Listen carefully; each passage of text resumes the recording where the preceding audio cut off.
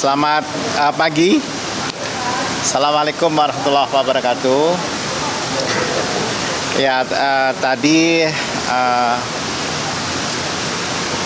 baru saja selesai mengenai sidang Kabinet Paripurna yang membahas pertama untuk menghadapi Ramadan dan Lebaran yang akan datang, dan kemudian juga persiapan penyusunan rencana kerja pemerintah dan RAPBN tahun 2025. Yang pertama tadi pengarahan Bapak Presiden agar kita bisa mampu menghadapi keadaan internasional, khususnya dalam hal pengadaan pangan. Kemudian yang kedua, dengan demikian diperlukan sikap yang hati-hati sekali dalam untuk penyediaan pangan ini, terutama pengadaan beras. Itu mendapatkan perhatian yang sangat seksama dari Bapak Presiden, karena akhir-akhir ini kita tahu harga eceran tertinggi itu dilampaui di semua daerah di tanah air, baik untuk yang kualitas medium tinggi maupun yang medium rata-rata.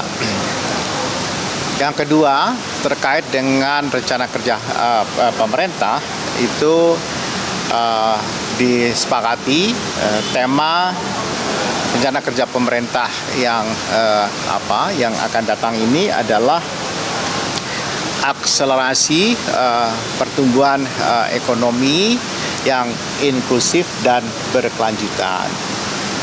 Dan mengapa pertumbuhan ekonomi yang inklusif dan berkelanjutan, ya, dan ada kata-kata akselerasi. Pertama, mengingat bahwa tahun 2025 adalah awal dari RPJMN tahun 2025-2029, dan RPJMN 2025-2029 adalah sangat strategis untuk menjadi bagian dari awal rencana pembangunan jangka panjang nasional 2025-2045 Indonesia Emas.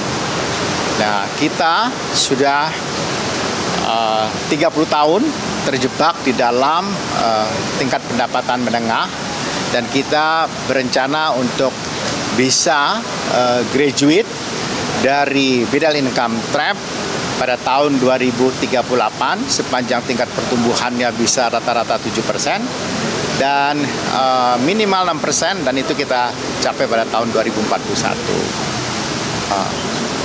Dan sasaran pertumbuhan ekonomi pada tahun 2025 adalah antara sekitar 5,3 hingga 5,6%, dan kemudian tingkat kemiskinan itu antara 6 sampai 7%. Kemudian tingkat pengangguran terbuka juga kita turunkan, mudah-mudahan bisa sampai dengan 4 sampai 5%. Kemudian rasio Gini itu di sekitar 0,37. Kemudian indeks modal manusia, kita sekarang tidak menggunakan lagi Human Development Index, indeks pembangunan manusia, tetapi adalah Human Capital Index, dan angkanya mudah-mudahan kita bisa capai di angka 0,56, dan penurunan intensitas gas rumah kaca bisa sampai dengan angka 38,6. Juga kami mengingatkan bahwa ekspor barang-barang Indonesia juga akan terutama khususnya ke Eropa akan kena aturan yang disebut dengan Carbon Border Adjustment mekanisme, yang sedemikian rupa akan memperhitungkan kepebihakan Indonesia dalam hal penurunan gas rumah kaca. Saya kira itu yang secara garis besar, karena ini sangat garis besar sekali, kita belum menyampaikan angka-angka nominalnya, tetapi tadi Bapak Presiden menyampaikan kalau bisa defisit itu jangan terlalu loncat sekali, tetapi kira-kira tadi antara ancer-ancernya angka 2,48 sampai 2,8 defisitnya, dan ada peningkatan dari belanja investasi yang below the line antara 0,5 sampai 1% terhadap GDP. Demikian, selamat siang. Pak, saya Pak, tadi Presiden bilang kan akan mengakomodasi program-program dari Presiden terpilih. Apakah ada pembahasan terkait dengan program-program ini? Ya, memang harus memasukkan program-program ikonik dari Presiden terpilih.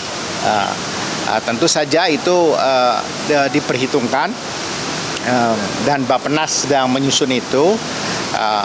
Karenanya RKP yang sesungguhnya mungkin akan muncul setelah pengumuman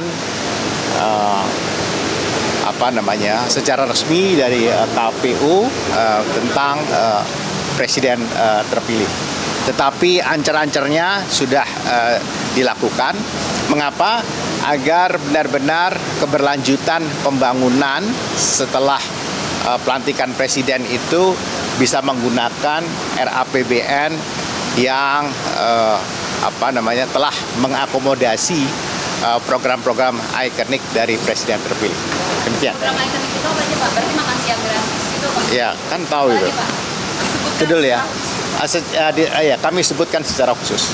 Semuanya kami sebut. Siapan anggarannya seperti apa kan? Baik ya, terima kasih. Pendapatan negara kan. Terima kasih Pak.